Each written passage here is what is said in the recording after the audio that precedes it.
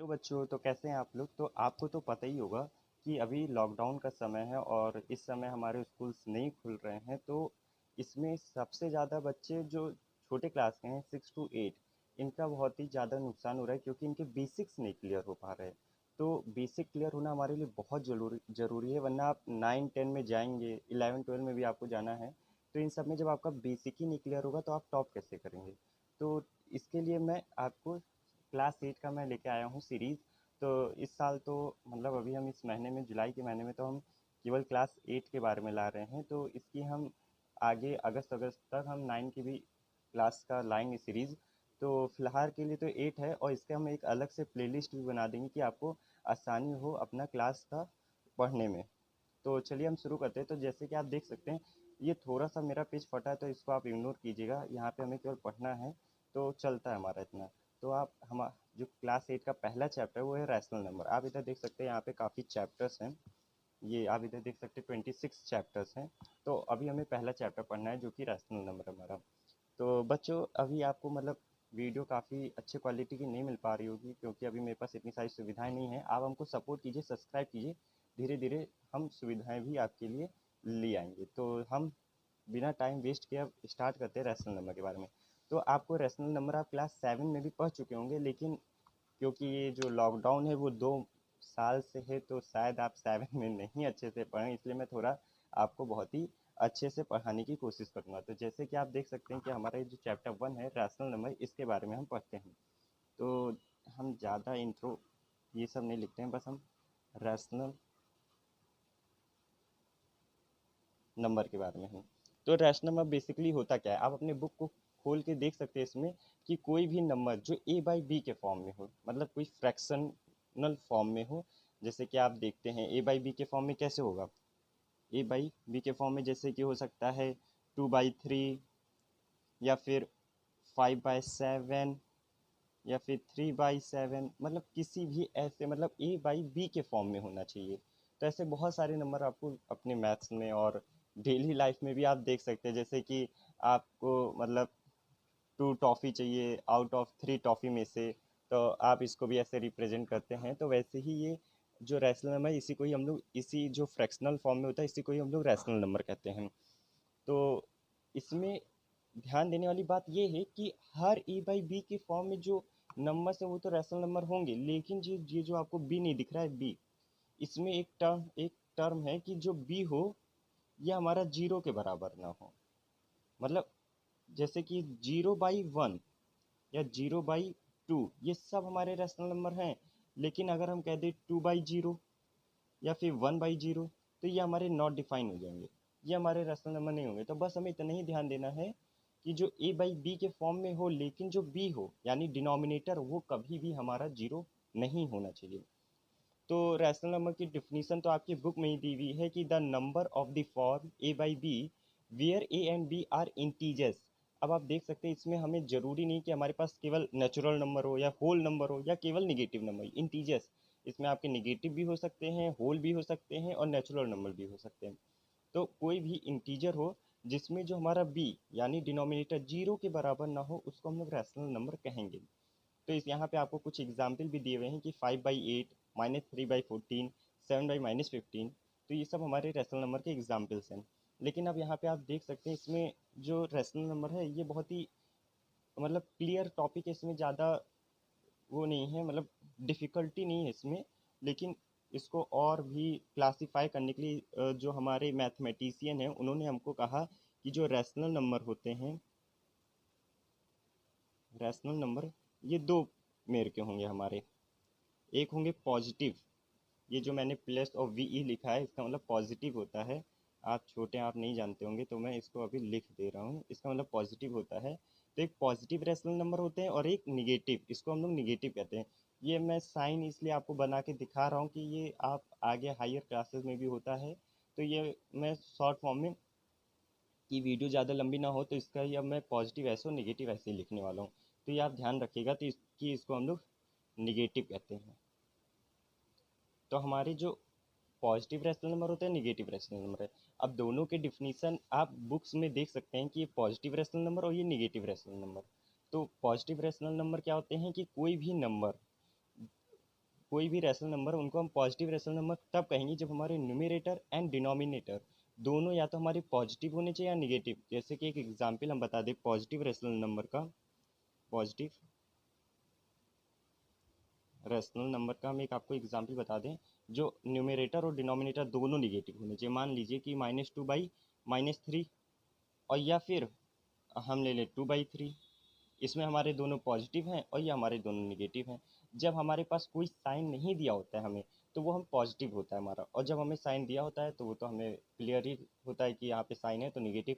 लेकिन अब आप तो ये कहेंगे कि जब न्यूमरेटर और डिनोमिनेटर दोनों निगेटिव है तो हम इसको पॉजिटिव कैसे ले सकते हैं। तो आप ये ध्यान दीजिए कि जो अगर ऊपर निगेटिव हो जाए और नीचे निगेटिव हो जाए तो ये निगेटिव हमारा कैंसल आउट हो जाता है, ये हमारा बाहर निकल के आ जाता है 2/3, जो कि एक पॉजिटिव रैशनल नंबर है। तो ये छोटी छोटी चीज़ें हैं जो मैं आपको बताता रहूँगा।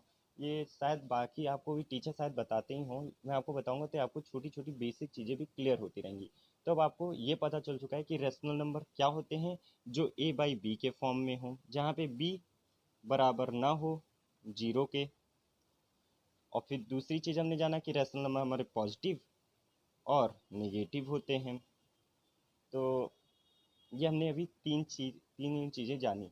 अब हम रैशनल नंबर की प्रॉपर्टीज़ भी होती हैं कि रैशनल नंबर की क्या क्या प्रॉपर्टी हैं, हम उनके बारे में जानते हैं। तो हम प्रॉपर्टीज़ के बारे में जानेंगे, प्रॉपर्टीज़ ऑफ रैशनल नंबर। तो रैशनल नंबर की ज़्यादा प्रॉपर्टी नहीं हो, बहुत ही आसान प्रॉपर्टी है। ये केवल 3 प्रॉपर्टीज़ हैं, 3 प्रॉपर्टीज़ ऑफ रैशनल नंबर। तो पहली प्रॉपर्टी क्या है जानते हैं आप? पहली प्रॉपर्टी तो आपकी मतलब मैं डिफिनीसन में ज़्यादा टाइम नहीं लगाने वाला हूँ, लिखेंगे तो इसमें बहुत टाइम जाने वाला है, इसलिए मैं आपको आप अपने बुक में जो डिफिनीसन बुक में उसको मैं बिल्कुल भी नहीं लिखवाने वाला हूँ। इतना तो आप कर ही सकते हैं, अभी तो लॉकडाउन है, आप घर ही में होंगे।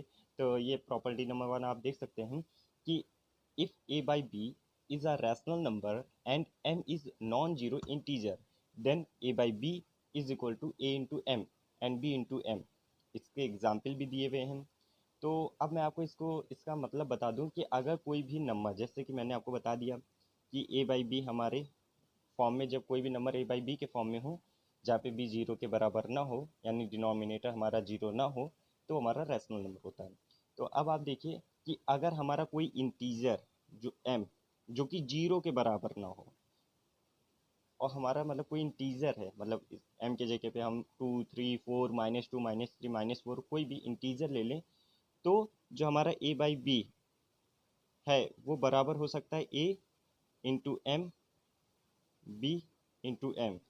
इसमें बेसिकली कहने का ये मतलब है कि आप न्यूमरेटर और डिनोमिनेटर को अगर आप सेम नंबर से मल्टीप्लाई करते हैं तो वो नंबर a/b उनके बराबर हो जाएंगे। आपको एक एग्जांपल से मैं बता दूं, मान लीजिए 2/3 है, ये a/b के फॉर्म में है, जहाँ पे हमारा डिनोमिनेटर 0 नहीं है, तो ये हमारा एक रैशनल नंबर हुआ।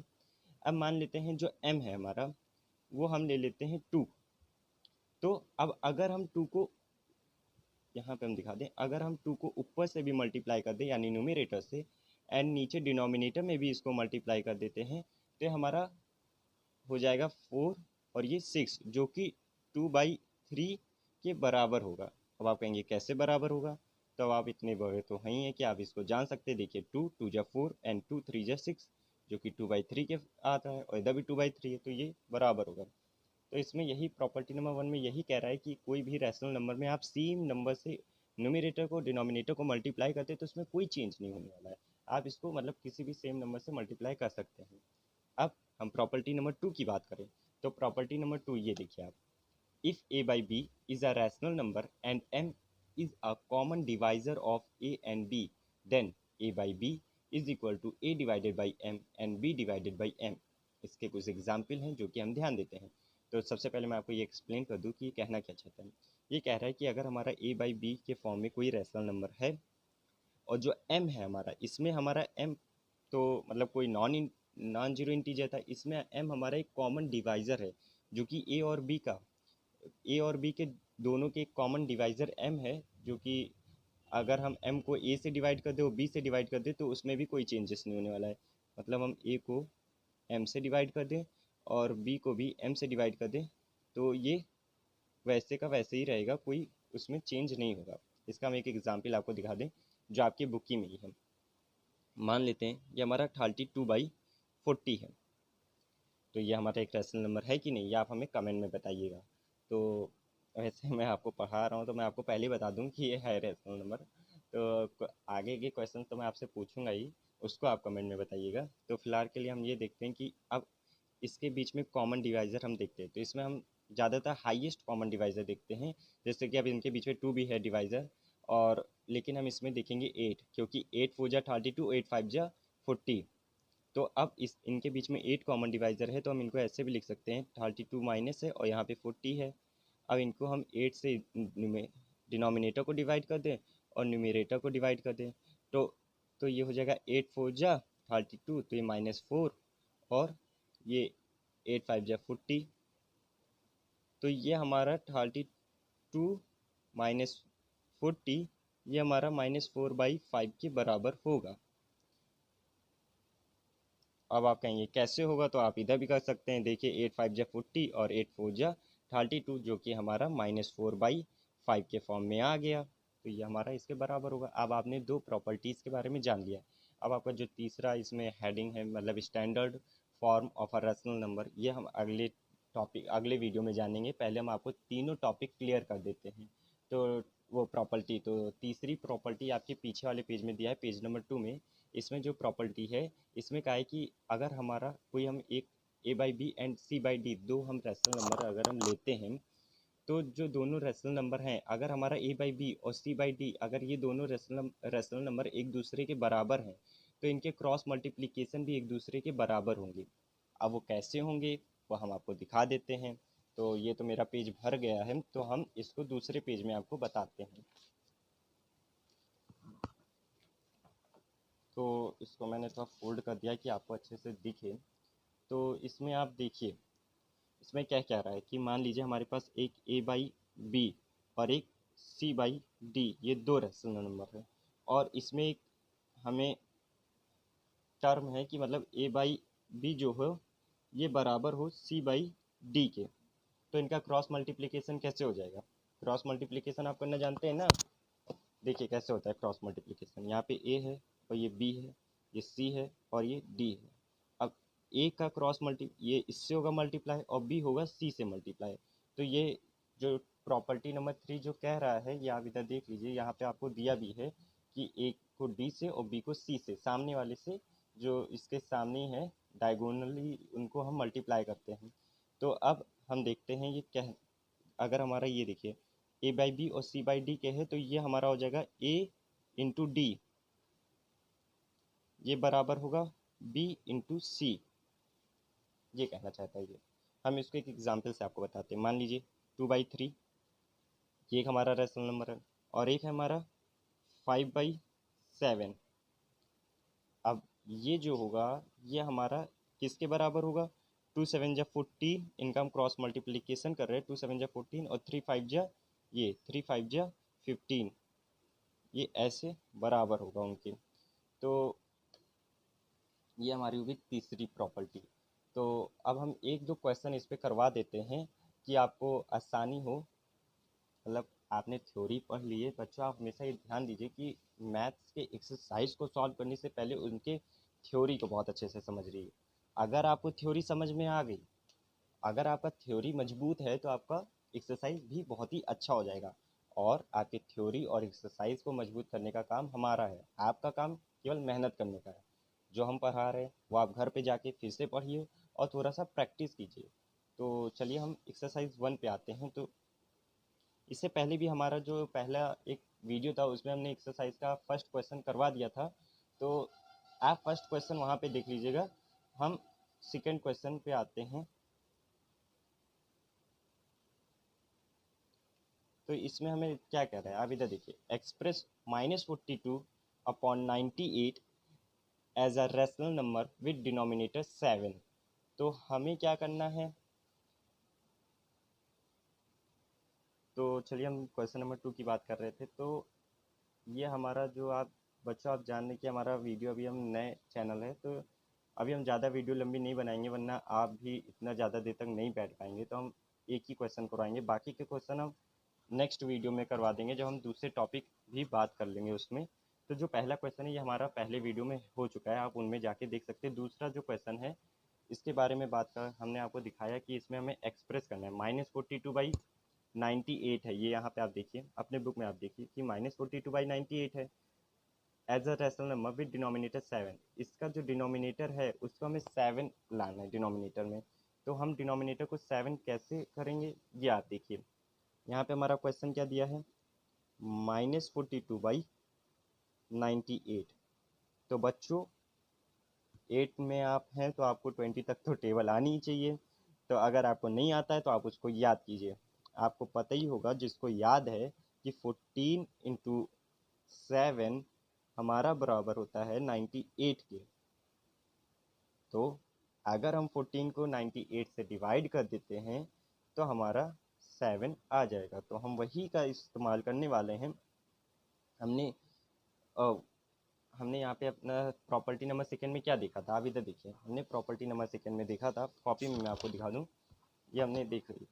जो प्रॉपर्टी नंबर सेकंड में हमने क्या कहा था कि a बाई बी के फॉर्म में कोई रेशनल नंबर है और दोनों का जो कॉमन डिवाइजर m है, तो हम उनको दोनों को a को b को दोनों को कहीं हम m से डिवाइड करते तो हमारा a बाई बी में कोई चेंजेस नहीं होने वाला है। तो हम कोई कॉमन डिवाइजर को ऊपर न्यूमरेटर और डिनोमिनेटर में डिवाइड कर सकते हैं। तो वही को हम प्रॉपर्टी नंबर सेकंड को हम यहाँ पे इस्तेमाल करेंगे इस क्वेश्चन को सॉल्व करने के लिए। तो कैसे करेंगे ये देखिए आप, 42 है, यहाँ पे हम सॉल्यूशन लिख देते हैं।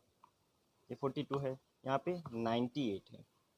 अब ये बराबर होगा 42 divided by 14 and 98 divided by 14, जो कि बराबर हो जाएगा -3, 14 3 जा 42 और ये हो जाएगा 7 जा 98। तो ये हमारा आ गया -3/7, जो कि इसका आंसर है। और इसके आगे के भी क्वेश्चन बिल्कुल, जो इसके आगे का क्वेश्चन है ना वो बिल्कुल इसके सेम सेकेंड की तरह। ये देखिए, express -48/60 as a rational number with denominator 5। ये बहुत ही आसान क्वेश्चन है, तो ये आपका होमवर्क है। आप फटाफट से मेरे वीडियो को एक दो बाजी प्ले कीजिए, देखिए, ना समझ में आए एक बार फिर से रिप्ले कीजिए। जब आपको समझ में आ जाता है तो आप इसको कम से कम 5 तक तो सॉल्व करने की कोशिश कीजिए। आगे के क्वेश्चन हम आपको नेक्स्ट वीडियो में बताएंगे। और ये तो काफ़ी बड़ा चैप्टर है बच्चों, ये चैप्टर नंबर 1 और बहुत ही इम्पॉर्टेंट चैप्टर है। तो अगर आपको हमारी वीडियो अच्छी लगी, हाँ इसमें कमी तो अभी बहुत सारी हैं, अभी इतने अच्छे से नहीं हम लोग शूट कर पा रहे हैं, लेकिन जैसे कि यहाँ पे अभी मेरे एरिया में काफ़ी सारे कोविड-19 के केसेस चल रहे, तो हम ज़्यादा अभी अवेलेबल नहीं करवा पा रहे चीज़ों को। जैसे कि हमारे यहाँ पे थोड़ा सा ठीक होता है, हम अच्छे अच्छे वीडियोज़ आपके लिए लाना शुरू कर देंगे। तो तब तक के लिए आप हमारे वीडियो को सपोर्ट कीजिए, लाइक कीजिए एंड सब्सक्राइब कीजिए। तो बाय बाय।